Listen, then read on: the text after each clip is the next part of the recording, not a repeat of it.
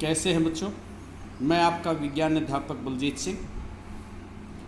आज हम जयमंडल आरक्षित अक्षेत्र जो है इसके बारे में अध्ययन करेंगे। प्रोफेसर अहमद और माधव जी जो हैं वो बच्चों के साथ आरक्षित अक्षेत्र, जयमंडल आरक्षित अक्षेत्र, पंचमढ़ी जयमंडल आरक्षित जो अक्षेत्र है उसके अंदर प्रवेश करते हैं।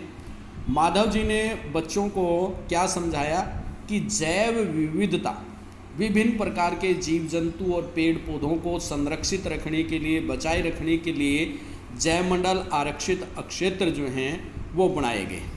किसी जयमंडल आरक्षित अक्षेत्र के अंदर जो हैं वो अन्य संरक्षित अक्षेत्र भी हो सकते हैं। जिस तरह से पंचमढ़ी जयमंडल आरक्षित जो अक्षेत्र है इसमें सतपुड़ा जो है उसका नाम का राष्ट्रीय उद्यान है। बोरी और पंचमढ़ी दो वन्य जंतु अभ्यारण्य आते हैं। जैसा ये चित्र आपको दिखा रखा है, इस चित्र में आप देख सकते हैं ये सतपुड़ा राष्ट्रीय उद्यान है। यहाँ इस तरफ देखेंगे पंचमढ़ी अभ्यारण्य है, ये बोरी अभ्यारण्य है। इसके अलावा ये संरक्षित अक्षेत्र है बाघ वगैरह के लिए। तो इस प्रकार से किसी एक जैवमंडल के अंदर अन्य छोटे संरक्षित अक्षेत्र, राष्ट्रीय उद्यान है, अभ्यारण्य वगैरह हैं, ये शामिल हो सकते हैं। अब सबसे पहले इन अक्षेत्रों के अंदर जो जीव जंतु और पेड़ पौधे पाए जाते हैं, वनस्पति जात और प्राणी जात। वनस्पति जात किसी विशेष अक्षेत्र के अंदर पाए जाने वाले जितने भी पेड़ पौधे हैं वो सारे वनस्पति जात कहलाते हैं। और प्राणी जात किसी विशेष अक्षेत्र में पाए जाने वाले विभिन्न प्रकार के जीव जंतु वो कहलाते हैं प्राणी जात। दो चीज़ें प्रश्न पूछा जाता है, वनस्पति जात किसे कहते हैं, प्राणी जात किसे कहते हैं। किसी विशेष अक्षेत्र में पाए जाने वाले पेड़ पौधे उस अक्षेत्र के वनस्पति जात कहलाते हैं और किसी विशेष अक्षेत्र में पाए जाने वाले जीव जंतु उस अक्षेत्र के प्राणी जात कहलाते हैं। अब यहाँ जो पंचमढ़ी जयमंडल आरक्षित अक्षेत्र है उसके अंदर साल है, सागौन, आम, जामुन, सिल्वर फर्न, ये चित्र दिखा रखा है सिल्वर फर्न का, नया है, हमारे आसपास ये पौधे नहीं मिलते हैं। सिल्वर फर्न, अर्जुन, ये है वहाँ पाए जाने वाले वनस्पति जात। इसके अलावा जो प्राणी जात हैं, चिंकारा हिरण की तरह का जंतु है, नीलगाय सभी को पता है, बार्किंग हिरण है, चीतल है, तेंदुआ है, जंगली कुत्ता है, भेड़िया है, ये उस अक्षेत्र के प्राणी जात हैं। इनके चित्र जो हैं वो नीचे दिखा रखे हैं। ये जंगली कुत्ते का है, ये चीतल का चित्र दिखाया गया है, ये भेड़िए का चित्र दिखा रखा है। इसके साथ ये देखिए ये तेंदुआ दिखाया गया है, सिल्वर फर्न है, ये पौधा है, और ये जामुन का पौधा जो है जंगली पौधा दिखाया गया है। तो किसी अक्षेत्र के अंदर विभिन्न प्रकार के, अनेकों प्रकार के जीव जंतु और जो वनस्पति है वो पाई जाती है। इनको वनस्पति जात और प्राणी जात कहेंगे। अब इसके पश्चात है विशेष अक्षेत्रीय प्रजाति।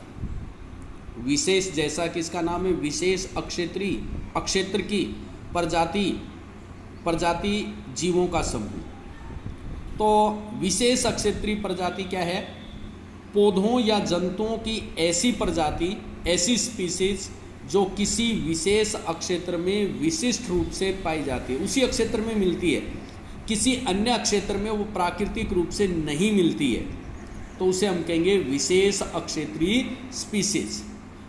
जिस तरह से पंचमढ़ी में है, जो प्रजाति पंचमढ़ी अक्षेत्र के अंदर ही पाई जाती है, देश के किसी अन्य हिस्से में प्राकृतिक रूप से नहीं मिलती, तो वो वहाँ की विशेष अक्षेत्रीय स्पीसीज आ जाएगी। ठीक है।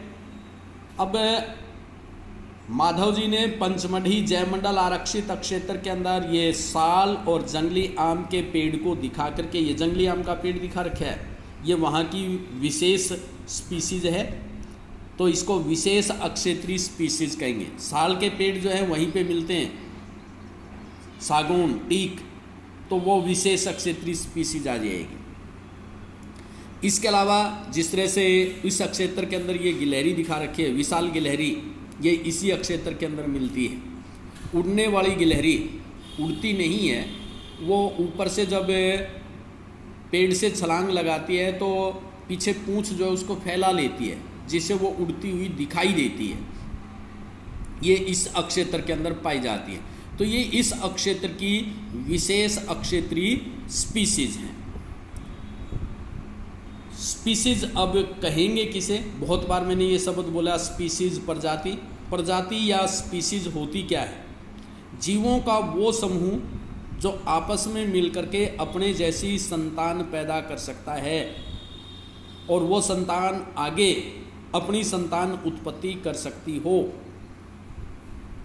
तो वो कहलाती है स्पीसीज। खच्चर के बारे में आपने सभी ने सुना होगा। खच्चर गधे और घोड़े से मिलकर के पैदा होता है, लेकिन वो आगे अपनी संतान उत्पत्ति के योग्य नहीं होता है।